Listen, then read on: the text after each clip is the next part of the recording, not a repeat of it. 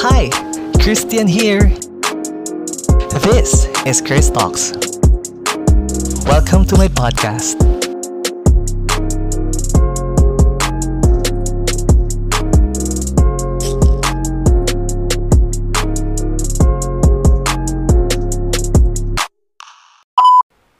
Last week's episode, Mark Arsigal talked about his life back in the Philippines and the challenges he encountered that made him decide to work abroad. This is the part 2. Let's listen to Mark's life-changing experiences during his early years in Dubai. Okay, so Mac, tell us about your first few years working abroad in Dubai.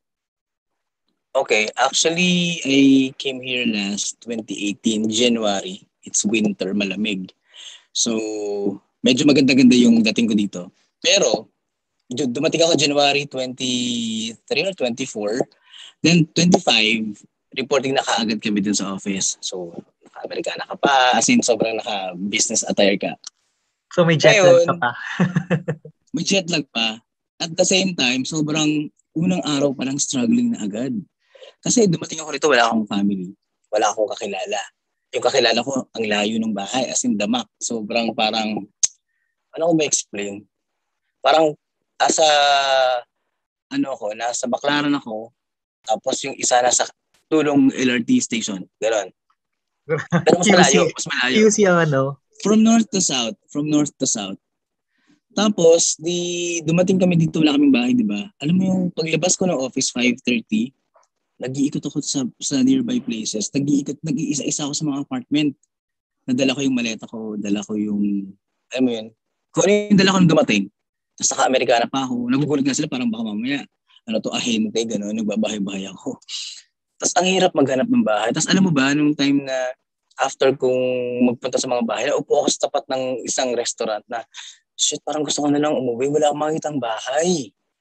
Tinawagan ko yung office mate kong kabayan na bagong kakilala ko lang. So, wala akong mahanap, ganyan-ganyan, kasi walang bakante. Kasi nga, mid ng buwan wala pang kumaalis. Usually kasi umaalis sa mga tao sa mga flat. Every end of the month, yung mga notice period ba? Nasa kalahati pa lang. So sabi ko, it's really hard to find the place na nearby sa office. Tapos minsan hindi mo kasundo yung presyo. So pag nakatama yung place, ang crowded. Actually, hindi ito yung buhay na ina-expect ko sa Dubai. Kung mapapanood mo yung buhay ni Aga Mulak before dun sa movie nila na napaka-luxurious. Kaya yung ibang tao, when they think of people working abroad, especially in Dubai, napakakalamarangya. It's not that. Sobrang reality bites here, Mark. Sabi ko sa'yo. That's why I keep on, trying to make your mind set na hindi ito yung buhay na parang ine-expect mo talaga na magiging magaan, maganda. Hindi ganun. Sobrang layo sa katotohanan. Yung mga tao dito, kung halimbawa, sa Pinas, nagpadala kami.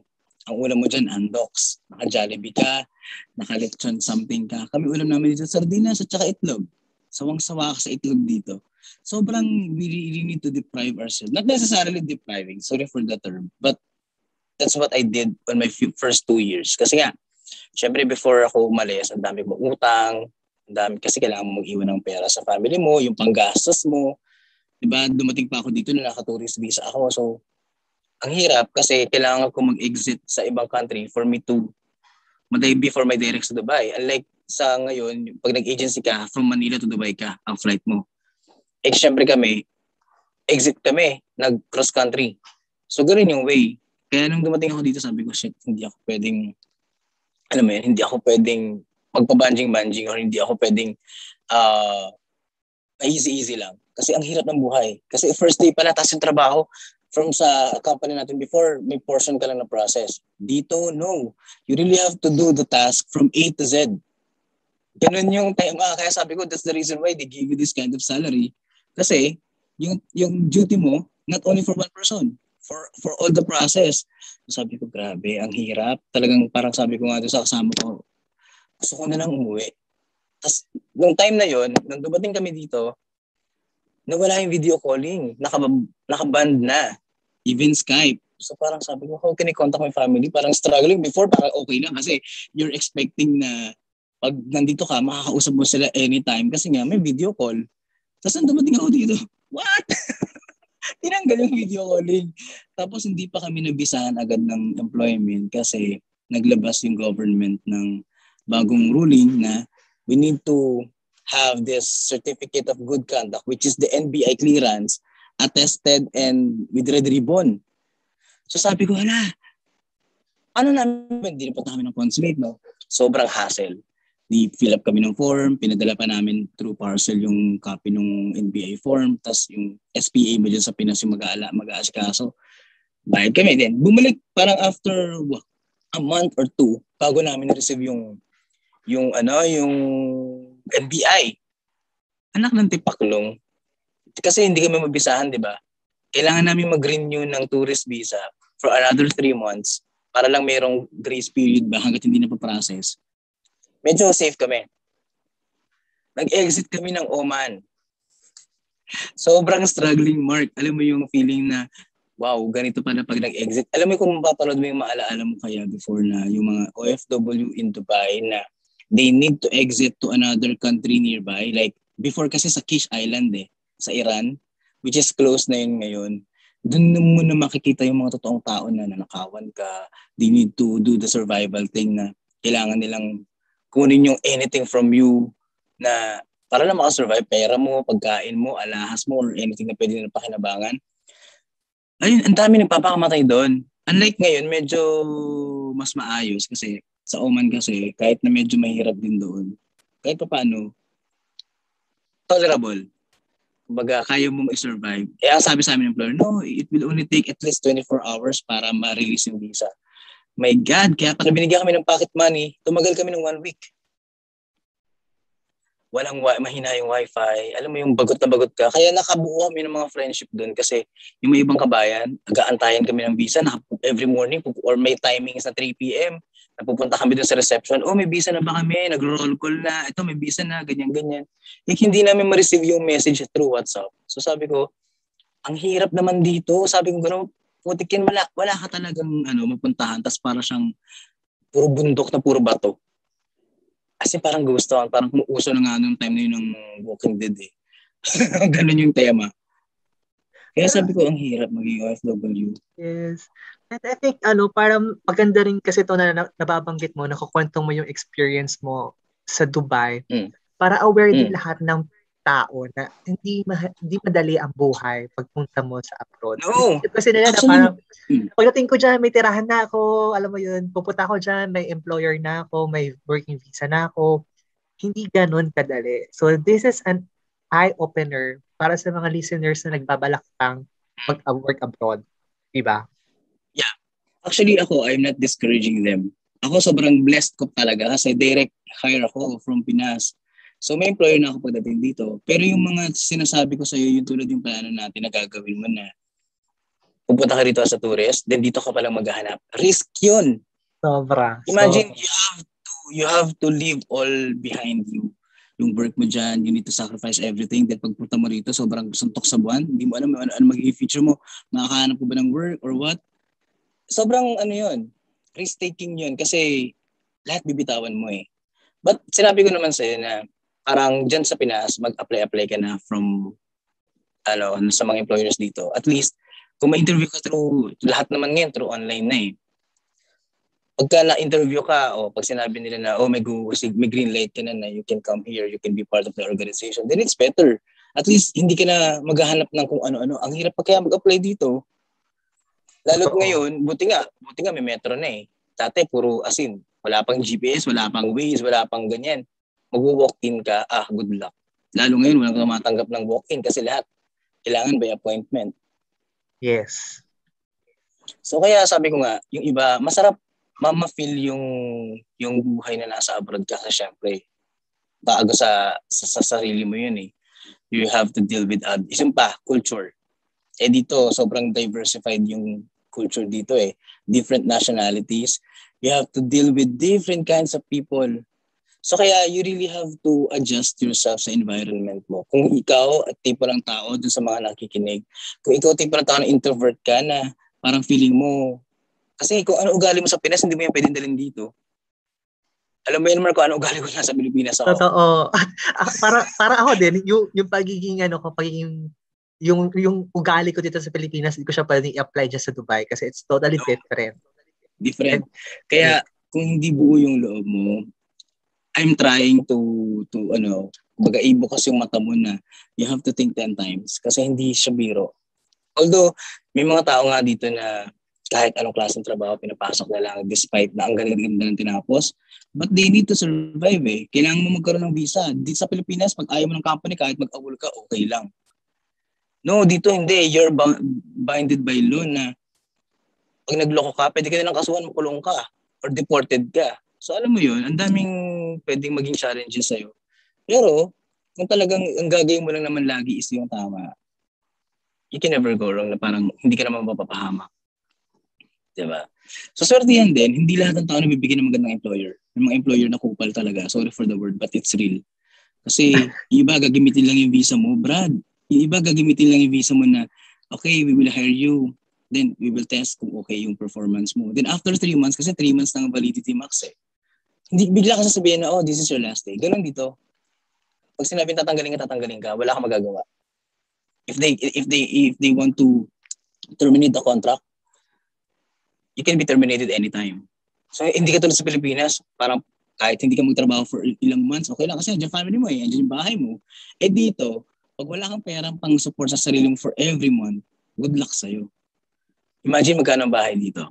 Let's say, dito sabihin ko sa'yo, dyan sa Pilipinas, pag nag-rent ka ng bahay, isang apartment, 15,000. Buong bahay sa'yo na. Dito, portion lang, partition lang yung 1,500 na in dirhams I don't know if how much, magkano ngayon ang rate. So let's say para mga nasa 18,000 pesos. Itong portion lang na to. Ako sobrang blessed ko kasi nakatagpo ako ng family dito na talagang inampon talaga ako as their own.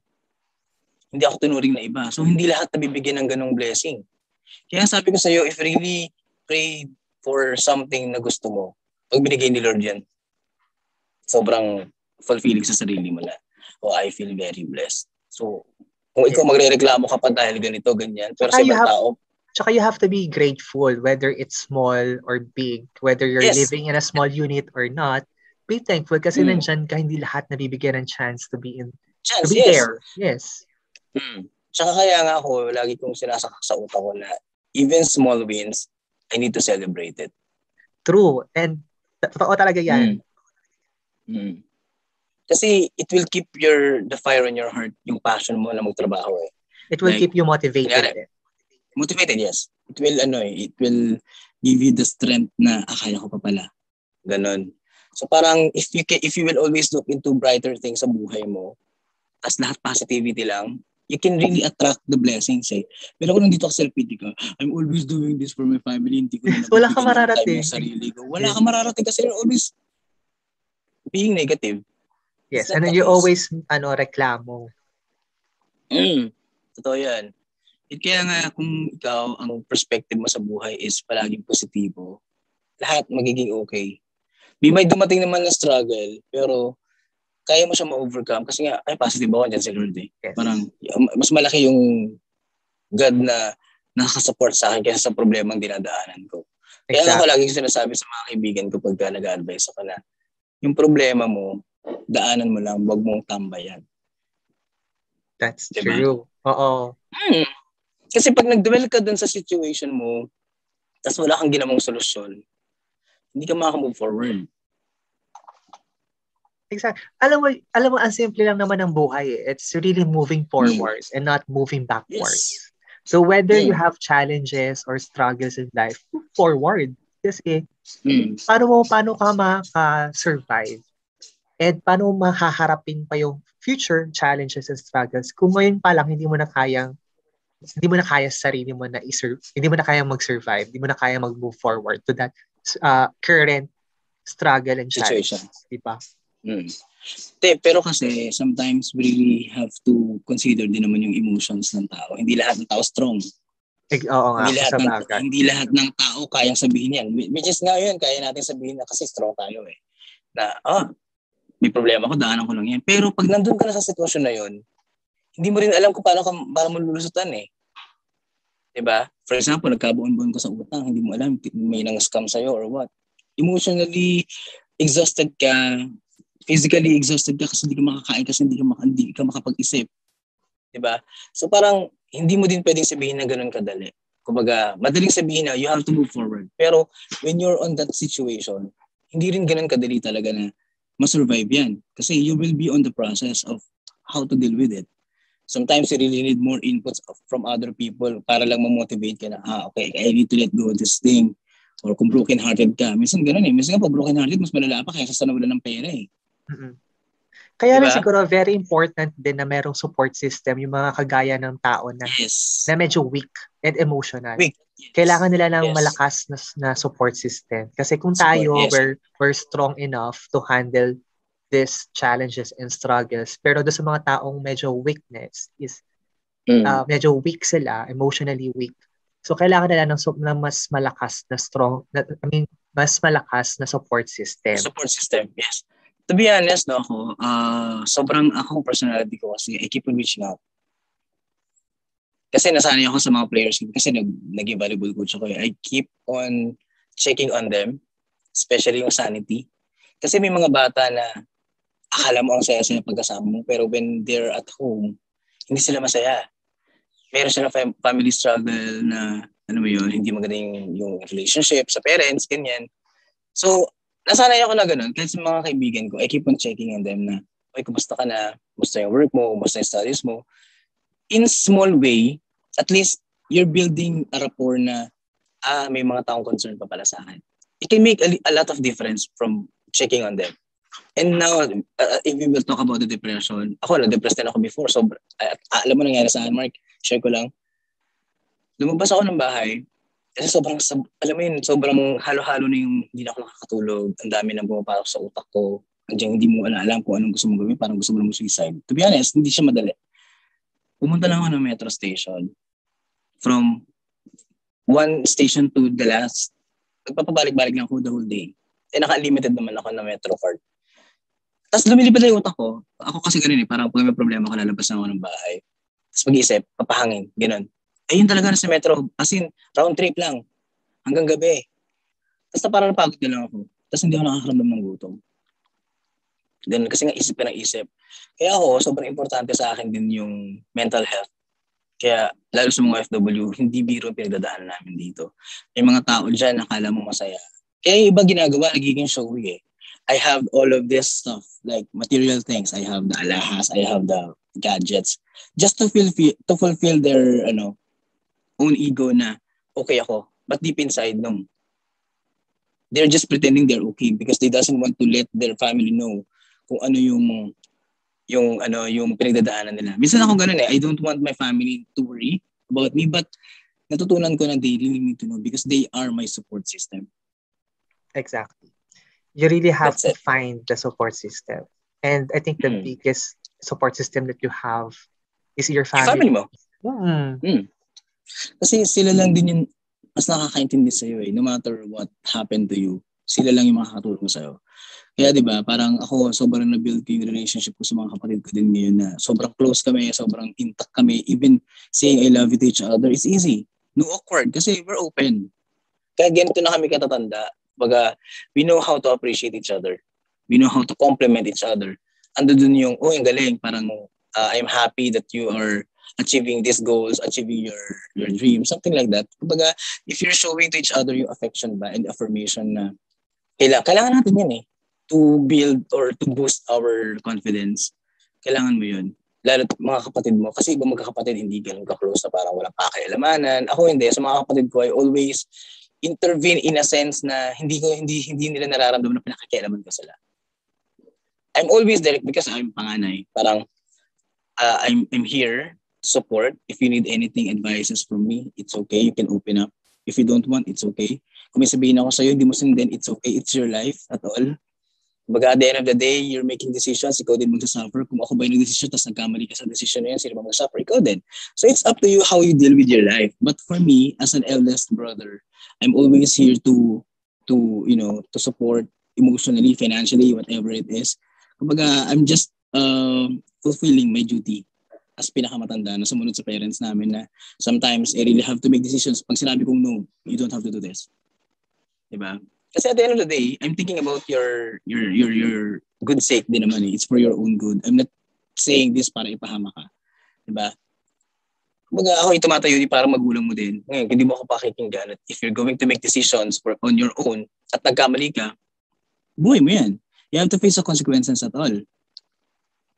So, ganun ako sa mga kapatid ko. Kaya they know. Kaya minsan parang, ayoko mag-open up sa sermon lang ako ni Kuya. But, sometimes, kahit alam nila sa sermon lang ko sila, nag-open up sila. Parang alam naman nila kung ano sasabihin ko eh. Kumbaga, they just need my validation na, okay, tama itong ginawa mo. Okay, mali itong ginawa mo. Kaya natutuwa ako sa mga kapatid ko kasi sobrang naging close kami. Nalalo na lumayo ako. Tsaka they're looking for guidance as well. Kasi since you're the eldest, syempre. Yes. At hindi na nahihiya. Unlike before na walang pakialamanan. Kasi nga, parang before, kanya-kanya kami. Pero ngayon kasi nag-uusap kami about our future na for the family. Lakas ka alam mo yun, yung parang nakakamiss yung kulitan niyo ba ng mga bata kayo. But ngayon, kahit ganun basagal lang kami, nakikita mo minsan, nag-istorya ko yung paano pambasag yung mga kapatid ko, di ba? So, ganun lang. So, if you will build your relationship to your family, it's a good thing. Lalo't malayo ka. Yeah. And what do you think is your biggest transformation while working there? Overall? Yes, your overall biggest siguro, initially, since ito naman yung unang purpose ko, yung financially stable ka. Hindi ko pa sinasabing stable ako kasi baka may mga utang charot. Pautang naman ako ba? Hindi ganun. Kumbaga, financially, mas umukay kasi I can provide more for my family. Second, yung siguro yung personality development. How can I deal especially with difficult people?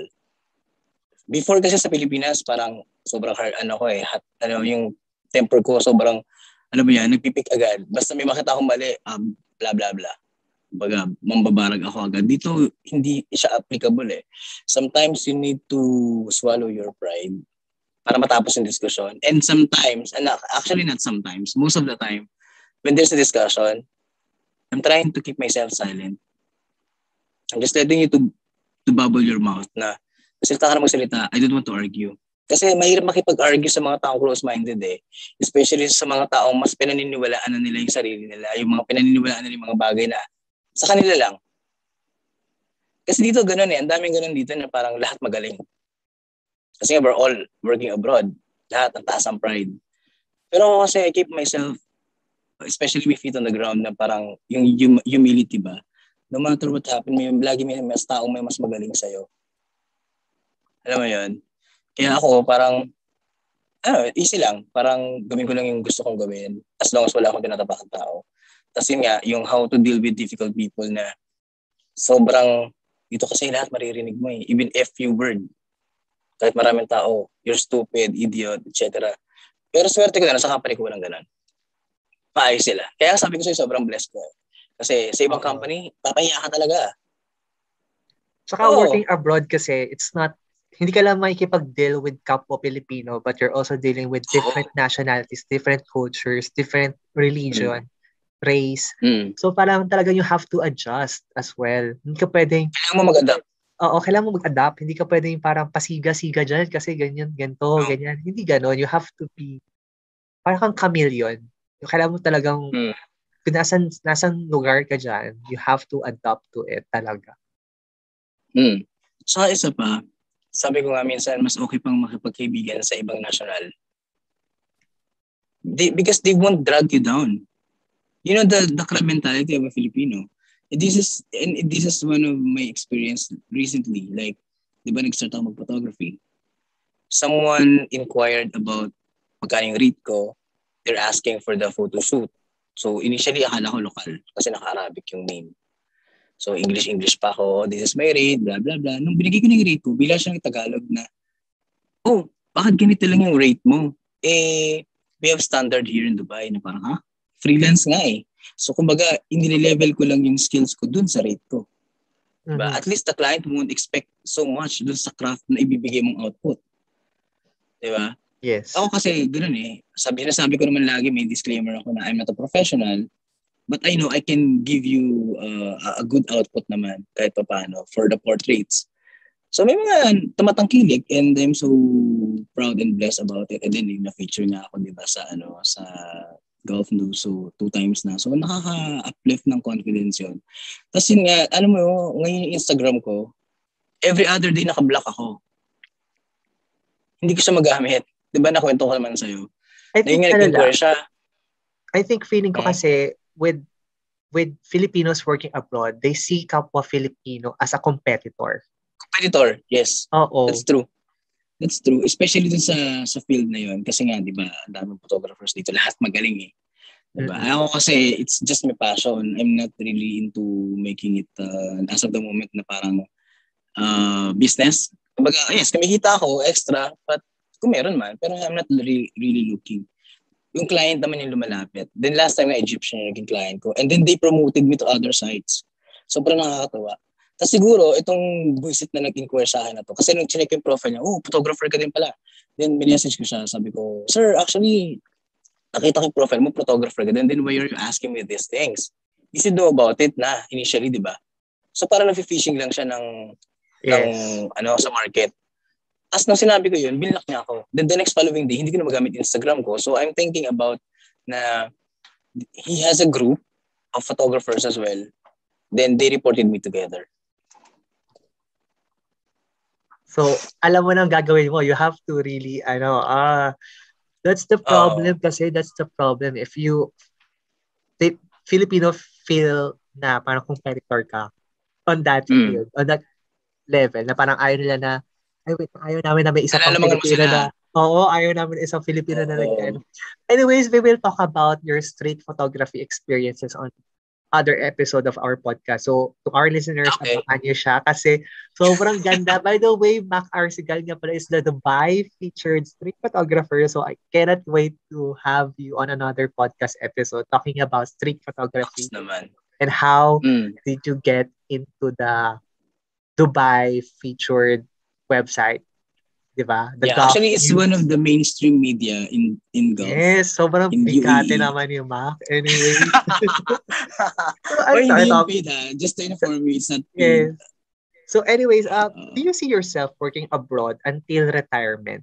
Or do you feel na parang gusto mo mag-retire dito sa Philippines?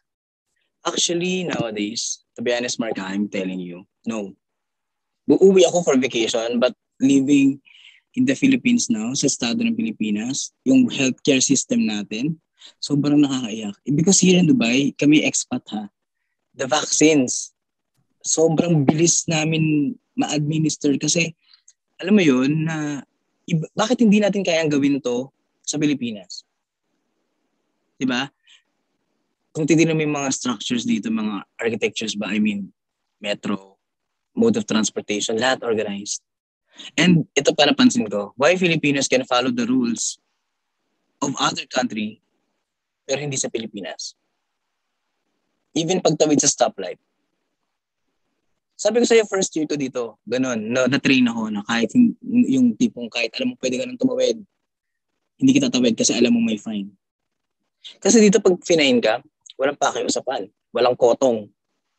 Pag kinuha yung Emirates ID mo, you have to babayaran mo yun para makuha mo yung Emirates ID mo. Sa Pilipinas kasi, sunod pasensya na kasi hindi ko nakita, bayad ka 500. Kalas na. Dito, hindi. Which is, yun yung nakikita kong difference.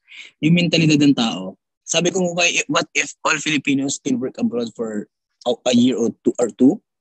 Pagbalik mo ng Pilipinas, disiplinado ka. For me, sa nakikita ko ngayon nga, di ba sabi ko, especially sa healthcare system, parang I don't see myself retiring sa Pilipinas kasi nga, 'di ba, lahat tayo gusto natin ma-feel naman yung comfortability ba, saka yung assurance na pag nagkasakit ka, madali kang matitreat. Dito kasi lahat ng tao mandatory, especially sa mga workers, required ang insurance. Which is yan, matatapik yan sa financial advising mo. Yes. Kasi before sinasabi ko ayoko magpa-insure kasi gastos lang, you have to pay monthly kasi, 'di ba? Pero at the end of the day, if you will look into it talagang in deeper understanding, it's necessity. Hindi mo alam kailan ka magkakasakit eh. So sa Pilipinas, like for example, kung magkasakit ka dyan, nakita mo naman yung estado ng mga nagkapuno-puno yung COVID, di ba? Sa COVID, yung mga hospital, yung iba nasa labas. Iba namamatay na lang. Which is mas malala pa nga nangyari sa India eh. Di ba? But for me, hindi ko nakikita sa ngayon. Sa ngayon, siguro kung mag-i-improve talaga yung way of living sa Philippines, siguro, baka dyan ako magstay. Pero at the end of the day, kasi makikita mo din, yun ang bansa mo eh. Mahal ko Pilipinas, pero hindi yung gobyerno. Exactly. And that's the reason why to our listeners, mga millennials, Gen Z, you have to register to vote for the election next year, 2022. Your vote is very important. We can still make a change, especially sa ating i-vote na president. So, register to vote. Ayan. Sinigway ko. Ako, to be honest, Mark, yeah. Before, kasi I feel like I don't disagree to what you have said. Pero for me, malaking chance na magbago pa ang Pilipinas. And I think we just have to choose the right president. Pero no, actually, to be honest, before, di ko alam kung nakikita mo yung mga posting ko, may mga nakaawig ako dahil dyan, di ba? Kilala mo naman kung sino yung mga yan. I know. And I'm not really against, pero it's about time that we have to be smart enough whenever we vote. Pero for me, for me, choosing the right person for that particular position, hindi natin alam kung ano yung kaya nilang gawin eh. Ito yung parang pagpili mo ng relationship. Na malalaman mo lang kapag kayo na, pag may label na. Diba? So we can't blame them. Sometimes kasi when a person is trying to run for that position, they keep on giving us these promises. Diba? But when they were there in that position na, nagbabago. Kasi minsan overwhelmed sila sa power nila, yung sa power tripper pa. Diba? Hindi rin naman natin alam kung ano yung pressure na mayroon sila on their shoulders eh. So we can't blame them. And I think sa Philippines kasi ang problema, lahat mali, lahat magaling. Sometimes kulang din yung mga tao to support dun sa gustong mangyari nung ano eh. Like sa atin, ang daming magkakompetensyang party. Hindi talaga magkasundo. Hindi katulad sa Amerika na pag ang presidente nanalo, ang automatic yung vice president niya. Kaya nangyayari, may support system. Di ba? Pinag-usapan natin kanina yung support system. What if yung tulad yan, sa atin, di magkasundo ang president at vice, lagi may competition, di ba, hindi nag-grow yung politika, which is ang dumi-dumi talaga yung politika sa Pilipinas. So for me, hindi ko nakakita sa ngayon yung sarili ko na mag-stay. For vacation, yes, kasi andun yung family ko, but if I'm gonna live there for the retirement, pag nag-retire ako dyan pag na-ambulansya ka sa ambulansya, patay ka na. Di ba? Napakabagal at saka ang pangit ng healthcare system natin dyan. So for me kasi parang... Pero ako, before kasi tayo dumiretso pala, kasi dumiretso na tayo sa government topic. Just to cut this government thing. I think naman na our government, the administration is really doing well. We have the build program. Unfortunately lang talaga, pumasok tayo dito sa pandemic. So, yes. And everyone is really not prepared for this one. Even our government is not prepared. Kaya siguro parang the people, nabibigla sila. Sobrang frustrated. Yes, very frustrated and disappointed. Pero we cannot really parang blame everything on the government. Exactly. We just have to be lang talaga. We have to be just supportive. We just have to be supported. And if you're not happy, then vote. Register to vote. That's the one thing that you can do. Yun. Dito kasi sa UAE, kasi dito, di ba, parang hindi ko alam kung parliament ba sila or monarchy. Kasi di ba, mga hari ang mga nandito. The rulers, dito walang rally. Mag-rally ka, baril ka talaga. Kumbaga, may takot yung mga tao sa gobyerno. Because I can see the government is doing their best for the public safe, for the citizens. Diba? Healthcare, ang ganda. Transportation, ang ganda. That's why maunlad tong bansang to eh. Diba? kumbaga, it's a privilege to be in this country, especially nowadays and during pandemic. Kaya yun yung nilagay ko dun sa article na I'm so grateful being an expat and being taken care of the government, even if I'm not a citizen here, but they're doing their best to support, to take care of the public. Kumbaga, nakikita ko talaga na they really do care about the people, not on their own pocket. And the corruption, hindi ganun kalala. So, yun. So, ayun. Let's cut the, Yes. Basta, So, sa ngayon, sa tanong mo, hindi ko nakikita sarili ko sa ngayon. yes. Because And, now, I'm thinking about migrating to other country. yes. Ako naman wala akong problema kung mag-migrate ako or not eh. Siyempre, hindi natin masasabi. Baka magiging asawa ko pala is ibang nationality. Hindi okay, fine, migrate tayo. Mag-US ka tapos hanap ka ng fiancé visa. 3 months lang yun. Para maging citizen na rin sa ibang bansa. Citizen, instant green card yun. So anyway, nakakahiya sa mga listeners. Ayan. What is your advice to our kababayan who are working abroad and planning to work abroad? Just like me, ano bang advice mo sa mga katulad ko na may plano na mag-work abroad? Siguro, take down list lahat ng goals mo. Ito sabihin ko sa'yo, lahat, pinakita ko naman sa'yo before. Ako kasi, lahat ng pangarap ko, nililista ko yan. It's really effective. And you have to pray for it. Yan muna yung first step. Kung ano yung gusto mo, and be very specific with your prayers. Kasi si God, alangan naman bigay sa Lord, gusto kong sasakyan. Paano pabigay sa'yo ni Lord, truck ng basura, okay lang ba? Diba? Hindi. So you have to be very specific with your prayers. Diba? Totoo, real talk lang. Tapos next, alamin mo muna kung ano yung law sa bansang pupuntahan mo. Diba? Kasi importante yun eh. You have, diba, umalis ako nang hindi ako dumaan ng PIDOS, yung mga ganyan. Walang ganun eh. Kasi direct hire nga ako. Ngayon dun sa mga nagpaplano mag-abroad, you have to be emotionally, financially, and physically ready kung gusto mo mag-abroad. Kasi hindi biro mag-ibang bansa. Sobrang exhausting yung trabaho. Kasi from A to Z dito eh. Lahat ikaw. And you have to be very flexible. You have to be strong na pag nagkasakit ka, kahit may trangkaso kayo, papasok ka. Kung may sakit ka, wala kang family mag-aalaga sa'yo, sarili mo lang din aalagaan mo, kaya kailangan mo maging physically fit. Financially, pag pupunta ka ng ibang bansa, kailangan may pera ka muna.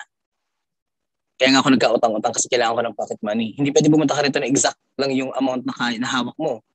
What if nagpunta ka rito as a tourist na wala kang employer, maghahanap ka pa lang? Paano mo isa-support yung sarili mo, yung living expenses mo dito? Diba? Pagkain mo, bahay, transportation. So, kailangan may budget ka. So, kung magre-risk kang mag-ibang bansa at medyo may ipon ka, which is good.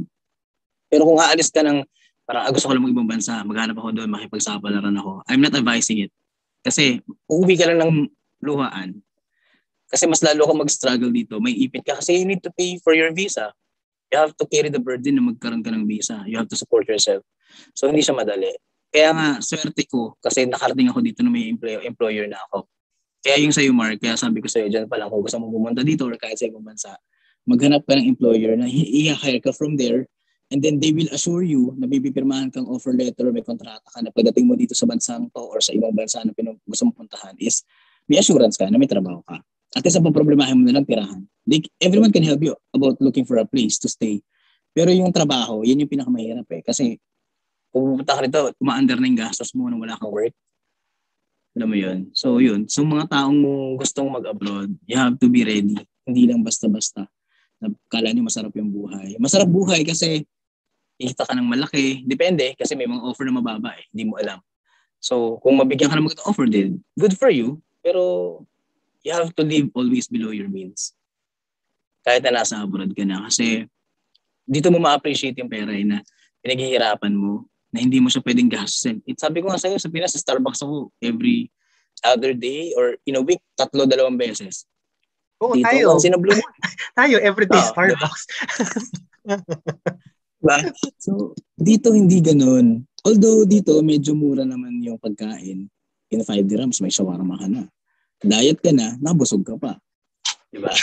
Pero diba, you have to plan Everything. Hindi pwedeng basta-basta. Kasi nga, dito kailangan yung utilities mo, nakasave yan. Yung pangpadala mo sa Pinas, nakasave yan. Yun yung mga hindi pwedeng ma-compromise. Especially if you're the breadwinner, kailangan mo disiplinahin sarili mo kasi if you were the breadwinner, lahat ng decision mo sa buhay, magiging effect yan sa kanila Domino effect yan to them. Magkamali ka ng decision, damay sila. Yari, nabusit ka sa boss mo, nag-resign ka bigla, wala kang trabaho. Paano ka magpapadala? Kung wala kang emergency funds as well, importante yung emergency fund na at least 5 to 10 times ng salary mo. Coming from Mac Arcegala, kailangan nyo talaga ng emergency fund. And remember, in my first podcast episode, I mentioned emergency fund is kailangan. So, ayan. Syempre, Mac, to add din, kailangan insured na. Insured naman ako.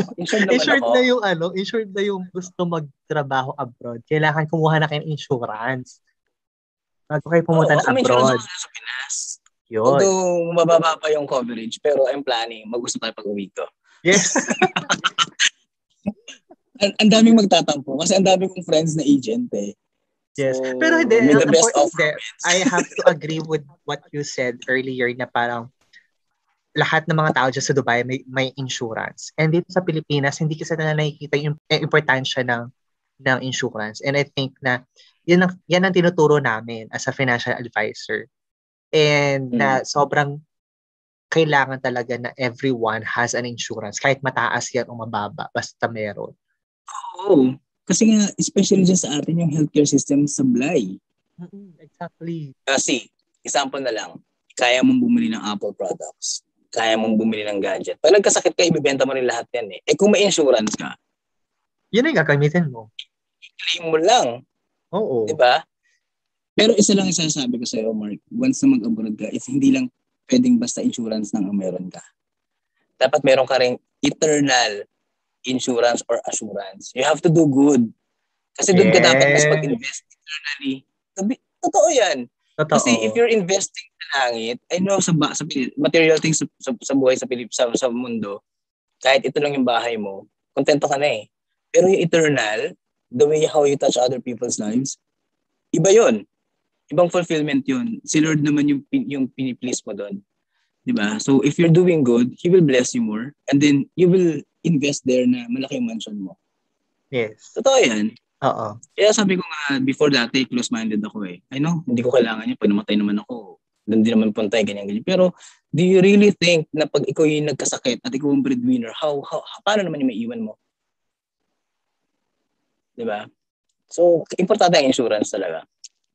Yes. Kung ibang tao kasi iniisip na ay gastos lang yan magbabayad ako monthly, wala namang papakinabangan Pero pag nagkasakit ka, doon mo lang siya ma-appreciate. Hintayin mo ba na magkasakit ka? Exactly. Kasi pag nagkasakit ka na, hindi ka na makaka-avail. Diba? So hanggat bata, kaya ako sasabi ko sa mga kapatid ko, huwag niyong panghinayangan na mag-invest sa insurance kasi kayo din naman makikinabang niya at the end of the day. Yes. Diba? Kaya coming from an OFW sa Dubai, ha? Yan. Makinig kayo mga listeners. Hindi sila insured. So worried ako. Kasi may edad na sila, hindi ko na sila maikuha. Although may nag-offer before, pero sabi ko, titignan ko muna yung finances ko kasi kailangan hindi rin ma-compromise yung finances ko Gusto ko sila ikuha. Kaya nga sabi ko, kahit yung life insurance lang ba, yung sabi ko, sige, baka by next year, which is kaya pa naman hanggang 68 yung mom ko Mag-67 siya ngayon. Daddy ko mag-60 na. So, sabi ko parang, sige next year, kapag medyo okay yung finances ko, ikukuha ko na sila. So yun, kaya nga sabi ko, importante siya kasi lahat tayo pupunta doon Pag nagkasakit ka, mamamatay ka. At least, yung gagastusin mo dun sa hospitalization mo, pati sa pagkakuha ng punerarya mo at pag-cremate hanggang pag-cremate sa'yo, sagot ng insurance. Yes. Diba? So yun, importante yan. Ayan. Kaya ako muna kay Mark. Commission ko Oo. Ayan. So anyways, thank you, Mac Arcegala, talaga for joining me. And actually, sobrang haba na pagkwentuhan natin. And I cannot wait again to have you as my guest sa mga future episodes ko dito sa podcast. And if you want to invite them on your social media accounts kasi you are a street photographer in Dubai. So go ahead and invite our listeners. Yeah, actually, thank you guys. And actually, it's a pleasure for me na maka-experience ng ganitong klaseng podcast, interview, or whatever pag-guest. Kasi first time ko to eh. Before, parang nagkakwentuhan lang tayo through Zoom or Messenger. Pero now, may mga nakikinig. And for me, it's a good thing to share my story. I know, hopefully, maka-inspire sa kanila na, alam mo yun, ma-boost din yung confidence nila if they really planning to work abroad. Hindi madali, pero masarap. That's the thing. And if you're going to support your family, don't take it as an obligation. You're doing this just out of love. And you want to make them experience all the finest things in this life. So that's the goal eh. Baga, if it will keep you inspired and motivated kapag nakikita mo masaya yung pamilya mo. Yun. Ayun, if you can, you can follow me also sa Instagram, yung _Mark Arsigal. Kahit naka-block siya, you can view it, you can follow me. And dun sa mga gusto magpa-portraits, then we can collab if you want. Mark, pag-uwi ko, alam mo yan, kaya mag-diet ka. Yes, I know. I'll invite my model friends as well para i-group shoot mo kami. Gusto ko yan, yung mga parang pang magazine din yan. Yes. Pang-bazaar magazine. Pang-bazaar, yeah. So yun, thank you Mark for this opportunity. Yes, thank you RC. Actually ako dapat na mag-thank you kasi ang dami kong natutunan. Kasi ako talaga, I'm one of those Filipinos na gusto talaga mag-abroad. And learning from you based on your experiences, sobrang helpful to. At least may mga tips and advices ka na binigay, not just for me, but for the listeners as well. And how to prepare themselves sa ganito na mag-work sila sa abroad. Yes. Oo. Kasi syempre, working abroad, it's not as simple as one snap. You have to plan. You have to plan ahead. And you have to prepare yourself. Physically, emotionally, di ba? And mentally. Yes. Ito pa, if you're planning, hindi lahat ng plano mo, yan yung mangyayari. Exactly, oo. May mga twist si Lord na, teka lang masyado ko ng comfort eh.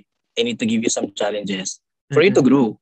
He is not giving us these challenges for us to be, dragged down or whatever, parang parusahan ka. No, we have to be prepared sa mas malaking challenges and kailangan natin ma-overcome yun. Ako ngayon sabi ko sa'yo, when I started surrendering everything to Him, lahat madali. Yes. Tsaka si Lord, pag sinabi niya na, alam mo yun, pag tumutulong ka sa ibang tao, hindi ka magugutom. I'm telling you that, Mark. If you will try to give to others na, alam mo yun, makakatulong, especially sa talagang mas nangangailangan, sobrang fulfilling yun. And at the same time, you're blessed. Yes. And at the same time, if you're investing good thing, eternally nag-invest ka na eh. Diba? Yes. So, yun. So, sana lahat ng tao, be kind, be generous, be helpful. We can do a better place. Maybe in the future. So, sana next year, 2022, maganda na ang Pilipinas. Of course. We will pray for that as well. Nagumanda ang Pilipinas. Yeah. And sana magbalik na sa normal kasi gusto ko talaga umuwi. Yes, sa ating sa IATF, parang awa yun na po, pauwiin nyo na po. Ngayong August lang. Pauwiin nyo na po si Mac Arsigal. Anyways, again, thank you again. And to our listeners, if you love this podcast, don't forget to follow and subscribe the podcast Chris Talks. And don't forget to follow me on Instagram and on Twitter. It's Mark the Hash. And TikTok, it's MarkTheHash02. And if you want to support this podcast, go to my paypal.me/Christian G. Valencia to support this podcast. All right. Thank you again, Mark Arsigal. Thank you. Keep safe there. See you soon. Stay safe and see you soon. Goodbye, everyone. Bye.